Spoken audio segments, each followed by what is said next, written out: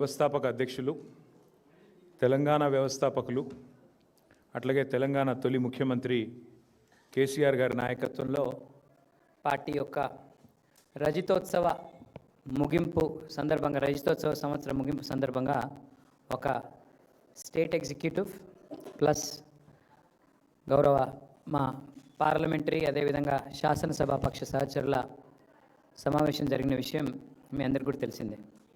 ముందుగా ఈ సమావేశంలో తెలంగాణ కోసం అసువులు బాసిన అమరులను స్మరించుకుంటూ వారి త్యాగాలను గుర్తు చేసుకుంటూ మరి పెద్దలు కేసీఆర్ గారు మా అందరి చేత కూడా నివాళి అర్పింపజేసి, అట్లాగే తెలంగాణ ఉద్యమంలో మొదటి నుంచి మాతో కలిసి నడిచిన మిత్రులు, వారు జర్నలిస్టులు అయితేనేమి, లాయర్లు అయితేనేమి, విద్యార్థులైతేనేమి, ఉద్యోగులైతేనేమి, తెలంగాణలోని సబ్బండ వర్గాలు, సకల జనులు అందరికీ కూడా ఈ సమావేశం ద్వారా ధన్యవాదాలు కూడా మేము తెలిపాము.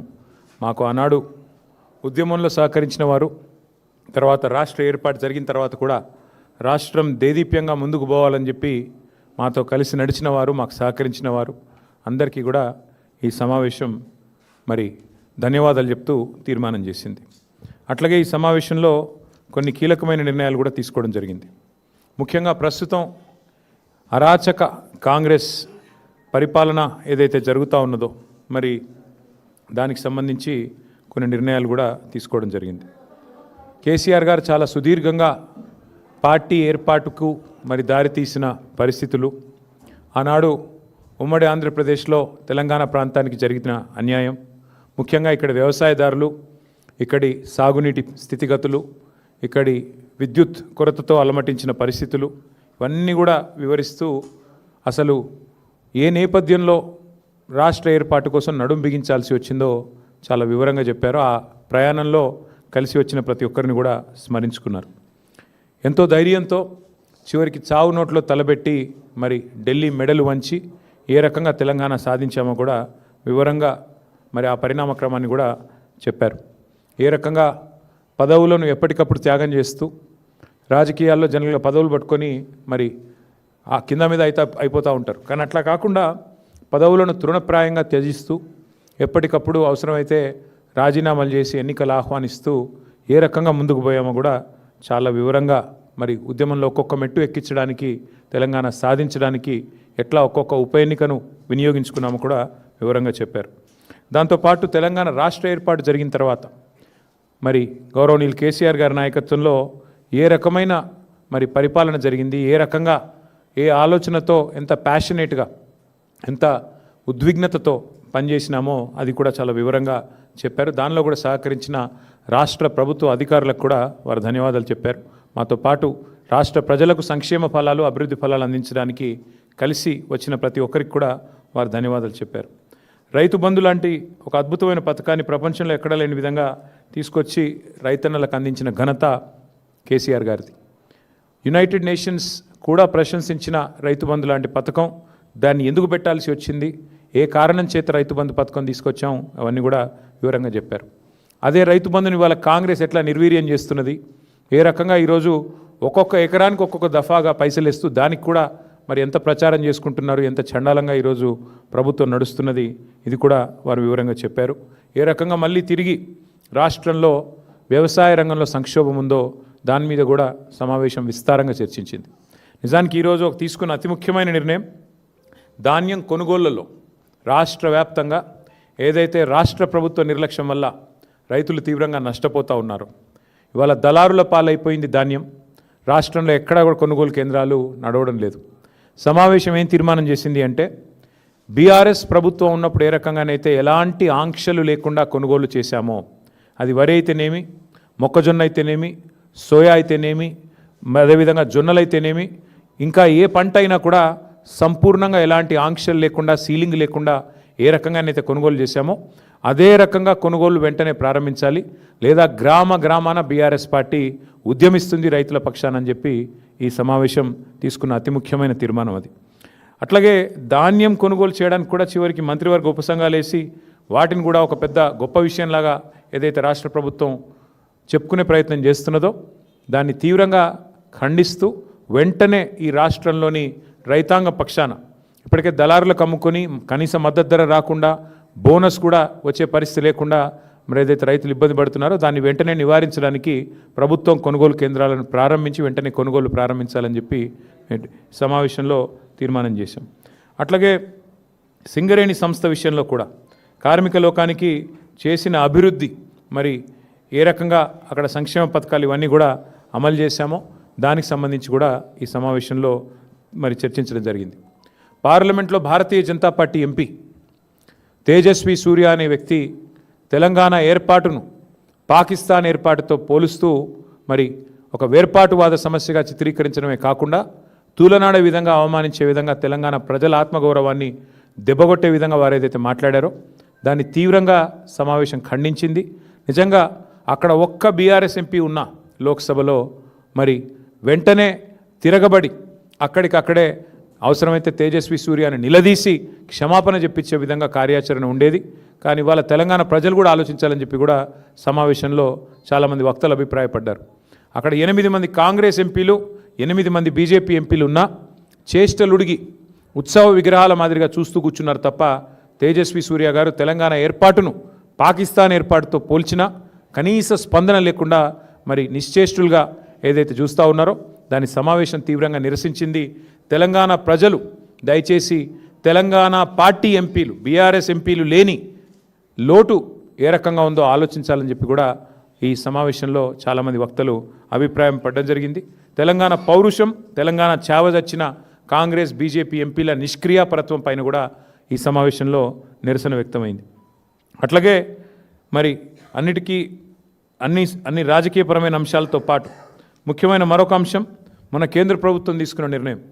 ఈ మహిళా రిజర్వేషన్ బిల్లుని మరి వారు ఉద్దేశపూర్వకంగానే అడ్డుకున్నట్టుగా కనబడ్డది. అల్టిమేట్గా చూస్తే డీలిమిటేషన్తో ముడిపెట్టి మరి అనవసరంగా లేని ఒక కార్యక్రమం స్టార్ట్ చేసి మొత్తానికి మహిళా లోకాన్ని దేశంలోని అందరి ప్రజల్ని కూడా గందరగోళంలోకి ఏదైతే భారతీయ జనతా పార్టీ ప్రభుత్వం నెట్టిందో మరి 30 ఏళ్ళుగా ఈ మహిళా బిల్లుకు సంబంధించిన చర్చలు జరుగుతూనే ఉన్నాయి. మరి మేము కూడా గతంలో ప్రభుత్వంలో ఉన్నప్పుడు చట్టసభల్లోనే మేము తీర్మానాలు కూడా చేసినాం. శాసనసభలో శాసన మండలిలో వెంటనే 1/3 రిజర్వేషన్ చట్టసభల్లో అమలు చేయాలి అని మా ప్రభుత్వం తరపునే ఆనాడు తీర్మానాలు చేసి పంపాం. ఈ సమావేశం ద్వారా కూడా మా పార్టీ యొక్క విస్తృత స్థాయి సమావేశం ద్వారా కూడా మహిళా రిజర్వేషన్ల విషయంలో పూర్తి చిత్తశుద్ధిని మళ్ళీ వ్యక్తం చేస్తూ తప్పకుండా వెంటనే కేంద్ర ప్రభుత్వం కూడా ఈ విషయంలో సానుకూల నిర్ణయం తీసుకొని రిజర్వేషన్లను వెంటనే అమల్లోకి తీసుకొని రావాలని చెప్పి కూడా మరి ఈ సమావేశంలో తీర్మానం పాస్ చేయడం జరిగింది. దాంతోపాటు మరి SIR అనే కార్యక్రమం ఏదైతే ప్రారంభం కాబోతా ఉందో ఆ విషయంలో కూడా చాలా కూలంకషంగా ఈ సమావేశంలో చర్చ జరిగింది.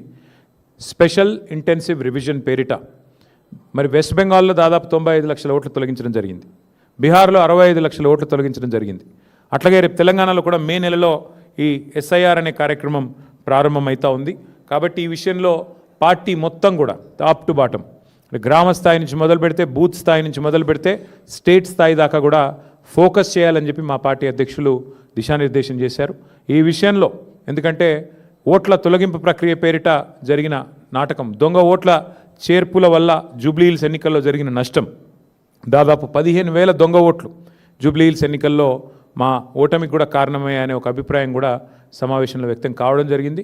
దానిపైన పార్టీ అధ్యక్షులు కూడా స్పందిస్తూ SIR జరిగే క్రమంలో స్పెషల్ ఇంటెన్సివ్ రివిజన్ జరిగే క్రమంలో పార్టీ శ్రేణులు క్రియాశీలంగా ఉండాలి, యాక్టివ్గా ఉండాలి, తప్పకుండా మరి వెంటనే ఎప్పటికప్పుడు స్పందించాలి, ఎక్కడికక్కడ మరి అధికార పార్టీ చేసే ఆగడాలకు అడ్డుకట్ట వేయాలని చెప్పి కూడా తీర్మానించడం జరిగింది. ఎక్కడికక్కడ పార్టీ క్రియాశీలంగా top to bottom booth level to state level పనిచేయాలని చెప్పి కూడా సీరియస్గా ఆదేశించడం జరిగింది. అట్లాగే పార్టీ యొక్క సంస్థాగత నిర్మాణం మీద కూడా చాలా విస్తృతమైన చర్చ జరిగింది. సభ్యత్వ నమోదు, పార్టీ యొక్క కమిటీలు ఇవన్నిటి విషయంలో చర్చ జరిగింది. పార్టీ కమిటీలో ఇవాళ పార్టీ మీటింగ్లో ఈరోజు ఒక నిర్ణయం కూడా తీసుకోవడం జరిగింది. రాష్ట్ర వ్యాప్తంగా ఉన్న అన్ని కమిటీలు ఎక్సెప్ట్ స్టేట్ కమిటీ మినహా అన్ని కమిటీలను కూడా ఈరోజుతో రద్దు చేయడం జరిగింది. ఎందుకు అంటే కొత్త కమిటీలు వేసుకోవాలి, మెంబర్షిప్ వేయాలి, కాబట్టి దానికి మార్గం సుగమం చేయడానికి అన్ని కమిటీలను కూడా రద్దు చేస్తూ నిర్ణయం తీసుకోవడం జరిగింది. అంటే గ్రామ కమిటీ నుంచి మొదలు పెడితే అన్ని కమిటీలు జిల్లా కమిటీ దాకా అన్ని కమిటీలను కూడా రద్దు చేయడం జరిగింది. కేవలం ఒక స్టేట్ కమిటీ మాత్రమే ఫంక్షనల్గా ఉంటుంది. ఆ స్టేట్ కమిటీ ఆధ్వర్యంలో మెంబర్షిప్ కార్యక్రమానికి పోతాం. రాష్ట్ర వ్యాప్తంగా మరి ఈ మెంబర్షిప్ కార్యక్రమాన్ని కూడా రెండు మార్గాల్లో చేస్తాం. ఆన్లైన్ మరియు ఆఫ్లైన్. అంటే ఆన్లైన్ అంటే డిజిటల్ మోడ్లో, ఆఫ్లైన్ అంటే మరి పుస్తకాల ద్వారా, మెంబర్షిప్ పుస్తకాల ద్వారా 2 మార్గాలుగా తప్పకుండా చేస్తాము. మా ఆలోచనల్లో ఒకటే, రాశి కంటే వాసి ముఖ్యం. అందుకే ఎంత సభ్యత్వము, ఎన్ని లక్షలు అన్నదానికంటే కూడా మరి ఎంత క్వాలిటేటివ్గా మనం మెంబర్షిప్ చేయాలి, తెలంగాణకి ఒక రక్షణ కవచంలాగా ఎట్లా మన కార్యకర్తలు, మన నాయకత్వం నిలబడాలి అనే ఆలోచనతో మరి వారిని కేవలం మెంబర్షిప్ చేయడమే కాకుండా, మెంబర్షిప్ జరిగిన అనంతరం కమిటీల నిర్మాణం మాత్రమే కాకుండా ఆయా కమిటీలకు మరి మొత్తం ప్రతి నియోజకవర్గంలోని మరి ముఖ్యమైన కార్యకర్తలందరికీ కూడా శిక్షణా తరగతులు కూడా, నాయకత్వానికి అట్లాగే మరి కార్యకర్తలకు కూడా శిక్షణా తరగతులు పెట్టాలనే నిర్ణయం కూడా తీసుకోవడం జరిగింది. షెడ్యూల్ మొత్తం కూడా మీకు తొందరలోనే వెల్లడిస్తాము. ఎందుకంటే ముందుగాల కొంత దానికి ప్రిపరేటరీ వర్క్ ఉంది. ఆ ప్రిపరేటరీ వర్క్ అయిన వెంటనే, ఎందుకంటే ఆల్రెడీ ఉన్న కమిటీలు రద్దయ్యాయి కాబట్టి వెంటనే మెంబర్షిప్ స్టార్ట్ చేయాల్సి ఉంటుంది. కానీ దానిలో కూడా ప్రాసెస్ ఉంటుంది. మీకు తెలుసు, ప్రజాస్వామికంగా ఎన్నికలు చేయాలి, దానికి ప్రిసైడింగ్ ఆఫీసర్ల నియామకం జరగాలి, పరిశీలకుల నియామకం జరగాలి. ఇవన్నిటి మీద కొంత ప్రిపరేటరీ వర్క్ ఉంది. కాబట్టి తొందరలోనే ఆ షెడ్యూల్ కూడా ప్రకటించి ఎప్పటి నుంచి మెంబర్షిప్ స్టార్ట్ అవుతుంది, ఎప్పటి నుంచి మరి కమిటీల నిర్మాణం ఉంటుంది, ఇవన్నీ కూడా మళ్ళీ కేసీఆర్ గారి ఆధ్వర్యంలో ఒక సమావేశం బహుశా తొందరలోనే జరుగుతుంది. ఆ సమావేశంలో ఆ పుస్తకాలు ఇవ్వడం, మెంబర్షిప్ పుస్తకాలు, ఇంకా మిగతా కార్యక్రమాలు, మిగతా సంస్థాగత నిర్మాణం, శిక్షణా తరగతుల డేట్లు ఇవన్నీ కూడా అనౌన్స్ చేయడం జరుగుతుంది. అది కూడా తొందరలోనే చేయబోతూ ఉన్నాం. ఇక ముఖ్యమైన విషయం ఇంకొకటి కూడా, ఈ రాష్ట్ర ప్రభుత్వం చేస్తున్న అరాచకాలు, ముఖ్యంగా భూదోపిడీ కానీ, ఈ రాష్ట్ర ప్రభుత్వం చేస్తున్న కుంభకోణాలు కానీ, అట్లాగే 13 డిక్లరేషన్లు, 420 హామీలు, అభయహస్తం మేనిఫెస్టో పేరిట ఏదైతే ఇచ్చారో ప్రతి ప్రజా సమస్యని కూడా ఐడెంటిఫై చేసి, ప్రజలకిచ్చిన ప్రతి వాగ్దానాన్ని కూడా ఐడెంటిఫై చేసి, జిల్లాల వారీగా ఎక్కడికక్కడ మరి సమాయత్తమయ్యి ఎక్కడికక్కడ పోరాటాలకు నడుం బిగించాలని చెప్పి కూడా ఈ సమావేశంలో తీర్మానం చేయడం జరిగింది. ప్రజా సమస్యల మీద ఇక నుంచి ఉధృతంగా ముందుకు పోవాలని, ఇక నుంచే మరి బ్రహ్మాండంగా ప్రజా సమస్యలను ఐడెంటిఫై చేయడమే కాకుండా, ముఖ్యంగా ఇప్పుడు ఉదాహరణకు నేను చెప్పేది, హైదరాబాద్ మహానగరంలో ఎండాకాలంలో కరెంటు సమస్య ఒకవైపు వేధిస్తూ ఉంది, దోమల సమస్య ఇంకోవైపు వేధిస్తూ ఉంది. అట్లాగే మంచినీళ్ళు, ఇవాళ ఎక్కడో కాదు, కేసీఆర్ గారి ఇంట్లోనే మంచినీళ్ళ ట్యాంకర్ పెట్టుకుని నీళ్ళు తెచ్చుకునే పరిస్థితి వచ్చింది. అంటే ఈ రకమైన వ్యవహారం ఈరోజు రాష్ట్ర వ్యాప్తంగా ప్రతి ఇంట్లో ఉంది, ప్రతి సామాన్యుడికి కూడా ఇదే కష్టం ఉంది. కాబట్టి ఈ ప్రభుత్వం వచ్చినాక కుప్పకూలిపోయిన వ్యవస్థలు, మరి ప్రజలకు ఉన్న అవస్థలు, ఇవన్నిటిని దృష్టిలో పెట్టుకొని జిల్లాల వారీగా ఎక్కడికక్కడ మరి మా నాయకత్వం సమావేశం అవుతుంది. జిల్లాల వారీగా మా నాయకులందరూ కూడా సమన్వయం చేసుకొని, ఇష్యూస్ ఐడెంటిఫై చేసుకొని ముందుకు పోవాలని చెప్పి పెద్దలు కేసీఆర్ గారు మాకు సూచించడం జరిగింది. సో బ్రాడ్గా ఈ సమావేశంలో తీసుకున్న నిర్ణయాలు నేను మీకు వివరించే ప్రయత్నం చేశాను. వాటి విషయంలో ఏమన్నా మీకు అనుమానాలు కానీ ఇంకేమన్నా ప్రశ్నలు కానీ ఉన్నట్టయితే, ఉన్నవాళ్ళు పోతే కొత్త వాళ్ళు రావాలి కదా బ్రదర్. అంటే టాప్ టు బాటమ్ కాదు Ravi, top to bottom booth committee నుంచి ఇవాళ మొత్తం అన్ని డిస్ట్రిక్ట్ కమిటీల దాకా అన్ని రద్దయినాయి. కేవలం ఒక స్టేట్ కమిటీ మాత్రమే ఫంక్షనల్ ఉంటుంది. ఎందుకంటే అది కూడా రీకాన్స్టిట్యూట్ చేయాల్సి ఉంటుంది తర్వాత. బట్ ఇప్పుడు ఎందుకు లైవ్ ఉంటుందంటే, మేము మెంబర్షిప్ పర్యవేక్షించడానికి స్టేట్ లెవెల్ కమిటీ ఉండాలి కాబట్టి వారందరూ కూడా పర్యవేక్షణకు, అట్లాగే ఎన్నికలు, ప్రతి నియోజకవర్గానికి అబ్జర్వర్లను, కోఆర్డినేటర్లను కూడా నియమిస్తాం. ఏది మెంబర్షిప్కి, కమిటీలకి. ప్రతి కాన్స్టిట్యున్సీకి కూడా మరి స్పెషల్గా స్టేట్ పార్టీ నుంచే కోఆర్డినేటర్లను పంపిస్తాం. కాబట్టి దానికోసం స్టేట్ కమిటీ ఒకటి లైవ్ ఉంటుంది. మిగతా అన్నీ కూడా రద్దయినాయి. ఆ తర్వాత ఇప్పుడు కొత్తగా ఏర్పాటు చేసుకునే మెంబర్షిప్ కార్యక్రమం, ఆ తర్వాత మళ్ళీ మనకి కమిటీలు, ఆ కమిటీల తర్వాత కొత్త జిల్లా పార్టీ అధ్యక్షులు, దానికి ఒక ఫార్మాట్ ఉంది. ప్రిసైడింగ్ ఆఫీసర్ నియామకం చేయాలి, ఎవరైనా పోటీ పడదలుచుకుంటే పోటీ పడవచ్చు, ఆ రకంగా ముందుకు పోవాలి. కాబట్టి ఆ ప్రక్రియ మొత్తం సాఫీగా కొనసాగడానికి స్టేట్ పార్టీ ఆధ్వర్యంలో ఇక్కడ పెద్దలు రావుల చంద్రశేఖర్ రెడ్డి గారు ఉన్నారు, పర్యాద కృష్ణమూర్తి గారు, ఎల్ రమణ గారు, ఇంకా చాలామంది పెద్దలు ఉన్నారు. వారందరూ కూడా కూర్చొని కొంత వర్క్ చేసి దీన్ని ముందుకు తీసుకుపోవాలని చెప్పి పార్టీ అధ్యక్షులు ఆదేశించడం జరిగింది. ఎస్ఐఆర్ల విషయంలో మేము ఇప్పటికే అప్రమత్తం అయ్యాము. ఎందుకంటే బీహార్ ఎన్నికల సందర్భంగానే మా టీము, నా ఆధ్వర్యంలో మా గౌరవ పార్లమెంట్ సభ్యులందరం కలిసి మరి చీఫ్ ఎలక్షన్ కమిషనర్ని, 2 ఎలక్షన్ కమిషనర్లను కూడా మేము కలవడం జరిగింది. మా విజ్ఞప్తి మేరకే ఎస్ఐఆర్లో కొన్ని మార్పులు చేర్పులు కూడా వారు చేశారు. బూత్ లెవెల్ ఏజెంట్స్ అపాయింట్మెంట్ కూడా నిజంగా చెప్పాలంటే ఇది బీఆర్ఎస్ ఆ రోజు ప్రతిపాదించిందే. ఇక్కడ ప్రతి గ్రామంలో ప్రతి పార్టీకి నాయకత్వం ఉంటుంది, బూత్ లెవెల్లో కూడా ఉంటుంది.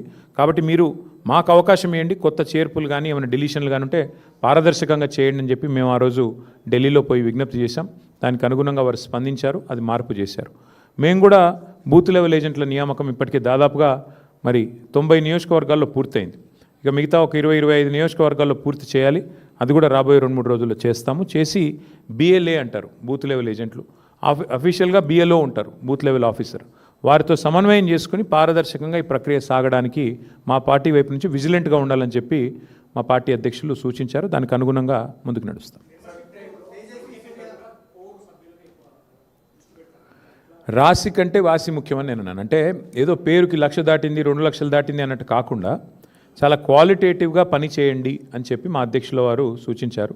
దానికి అనుగుణంగా మా ఆలోచన ఏమి అంటే తప్పకుండా ఎక్కువ ఎంత ఇప్పుడు నాకు రమణ గారికి పోటీ పెట్టుకొని ఆయన 1,00,000 అంటే నేను 1,10,000 అట్లా కాకుండా నిజంగా నికరంగా నికార్స్గా ఎంతైతే మెంబర్షిప్ జరుగుతుందో ఆ పద్ధతుల్లో చేయాలి. ఆ ఎంపిక చేసిన మెంబర్స్ ఎవరైతే ఉంటారో వాళ్ళనే మళ్ళీ కమిటీలో నియమించి క్రియాశీల సభ్యులకి కమిటీలో ఉండే అవకాశం ఉంటుంది. సో ఆ క్రియాశీల సభ్యులు కమిటీలో ఏర్పాటు చేసుకుంటూ టాప్ టు బాటం అంటే బూత్ లెవెల్ నుంచి స్టేట్ కమిటీ దాకా మళ్ళీ పునర్నిర్మాణం జరగాలి.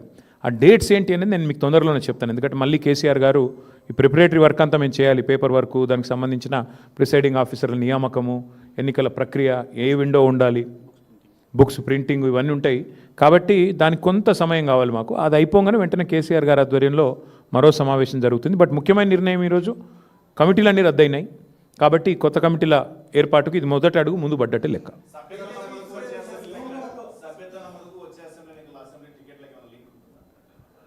సభ్యత్వ నమోదు కాదు, కానీ పార్టీకి క్రియాశీలంగా పని చేయండి. ఎమ్మెల్యేలైనా కేసీఆర్ గారు ఒక మాట అన్నారు, సిట్టింగ్ ఎమ్మెల్యేలైనా మీరు క్రియాశీలంగా పనిచేయకపోతే మాత్రం పార్టీ అన్ని పరిగణలోకి తీసుకుంటుంది. క్రియాశీలంగా ఉండండి, కార్యకర్తలకు అందుబాటులో ఉండండి, ప్రజలకు అందుబాటులో ఉండండి, సవ్యంగా పార్టీ ఇచ్చిన టాస్క్ను పూర్తి చేయండి అని చెప్పారు. చెప్పడంతో పాటు పార్టీ అన్ని గమనిస్తుంది, రేపు టికెట్ ఇచ్చేటప్పుడు ఇవన్నీ కూడా పరిగణలోకి తీసుకుంటామని కూడా చెప్పారు.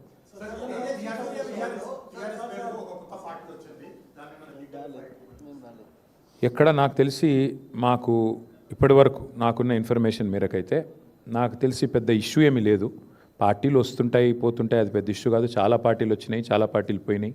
25 ఏళ్ళు పూర్తి చేసుకున్న పార్టీ మేము. కాబట్టి మేము ఫోకస్ చేసేది ఈ దేశంలో 25 ఏళ్ళు పూర్తి చేసుకున్న పార్టీలు వేళ్ల మీద లెక్క దగ్గబెట్టే సంఖ్యలో ఉంటాయి. నాకు తెలిసి మన రాష్ట్రంలో అయితే ఒక టీడీపీ, తర్వాత టీఆర్ఎస్ఏ, ఇంకే వేరే పార్టీలు ఏం లేవు. ఇప్పుడున్న బీఆర్ఎస్, అప్పుడు టీఆర్ఎస్గా పుట్టింది, ఇప్పుడు బీఆర్ఎస్. కాబట్టి పెద్ద పట్టించుకోదగ్గ విషయం ఏం కాదు. తేజస్వి సూర్య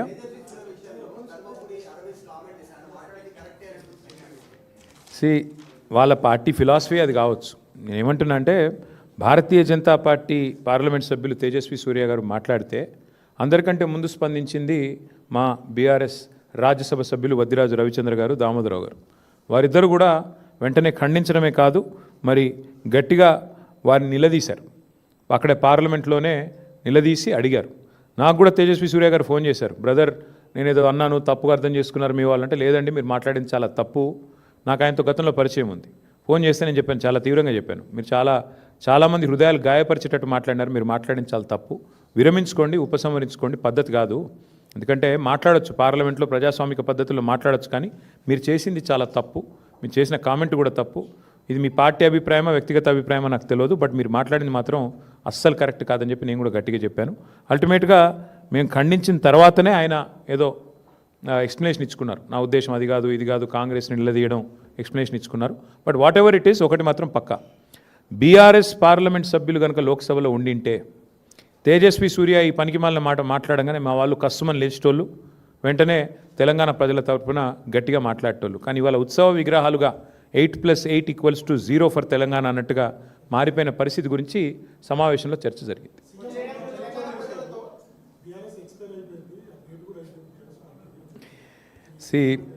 చీఫ్ మినిస్టర్ గారికి నా రిక్వెస్టు, మీరు చీఫ్ మినిస్టర్, చీప్ మాటలు మాట్లాడటం బాగుండదు. ఎందుకంటే మీరు ఒక చీఫ్ మినిస్టర్గా మాట్లాడితే, ఏదైనా విధానపరమైన విషయం మీద మాట్లాడితే ప్రధాన ప్రతిపక్షంగా మేము స్పందిస్తాం, మాట్లాడతాం, మీకు జవాబిస్తాం. మీకు విషయం మాట్లాడే తెలివి లేదు. ఎంతసేపు విషయం జిమ్మడం, పర్సనల్గా దూషణలు, పర్సనల్గా గలీజ్ మాటలు తప్ప రేవంత్ రెడ్డి గారికి ఇంకోటి రాదు. వారిని నేను అడిగేది ఏమంటే ఒకటి ఇవాళ వాస్తవం ఏమంటే ఎక్స్పైరీ అయిపోయిందని మాట్లాడుతున్నాడు ఆయన. కాంగ్రెస్ పార్టీ చెతికిలబడి ఇప్పటికీ ఎన్నేళ్ళు అయిందండి? 12 ఏళ్ళ 13 ఏళ్ళ అప్పటి నుంచి ఇప్పటివరకు లేవలేకపోతున్నది. ముందు వాళ్ళ స్థాయి వాళ్ళ పరిస్థితి చూసుకోమనండి. వాళ్ళ జాతీయ పార్టీ అని చెప్పుకుంటారు, ఒక ప్రాంతీయ పార్టీ స్థాయికి పడిపోయింది. వాళ్ళ సంగతి చూసుకోమని రాదు. మా గురించి ఆయనకెందుకు? మా పార్టీ ఏందో, మా పార్టీ ప్రస్థానం ఏందో, మా పార్టీ ఏం చేసిందో, మా పార్టీ ఎట్లా ప్రజా పోరాటాలు చేసి ఓ రాష్ట్రాన్ని ఢిల్లీ మెడలు వంచి సాధించిందో, వాళ్ళ జాతీయ నాయకత్వాన్ని అడిగితే ఢిల్లీని ఎట్లా గడగడలాడించిందో వాళ్ళ జాతీయ నాయకత్వాన్ని అడిగితే వాళ్ళు చెప్తారు. ఈయనకేం తెలుసు అప్పుడు ఎక్కడున్నాడు ఈయనప్పుడు? కాబట్టి నేను అనేది ఏమంటే చీఫ్ మినిస్టర్ గారు చీప్ మాటలు మాట్లాడకపోతే మంచిది. ఇవాళ మాకు ఒక శుభదినం. మా పార్టీ 25 వసంతాలు పూర్తి చేసుకున్న సందర్భంగా నాకు ఆయన లాంటి వాళ్ళ గురించి మాట్లాడాల్సిన అవసరం కానీ అగత్యం కానీ నాకు లేదు.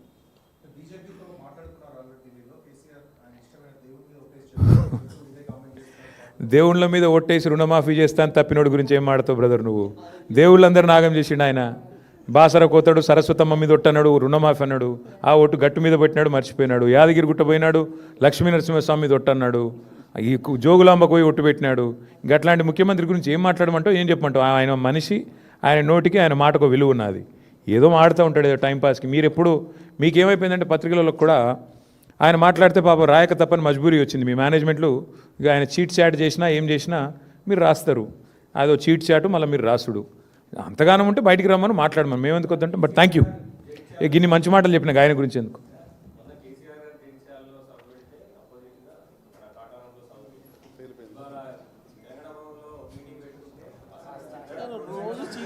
ఏం చెప్పమంటావు?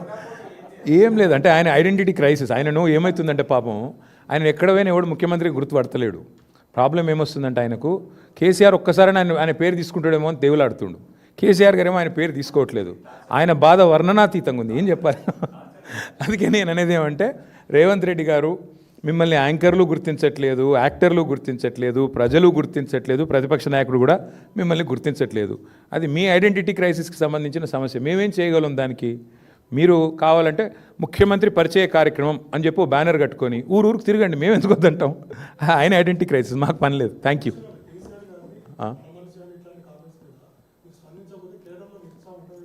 బ్రదర్ ఇగో కేసీఆర్ గారి గురించి రోజుకి చాలామంది మాట్లాడుతుంటారు. అన్నిటి మీద మాట్లాడాలంటే మాకు పని చాలా ఉంది. చాలామంది చాలా మాట్లాడుతుంటారు, అన్ని పట్టించుకోవాల్సిన అవసరం లేదు. Thank you.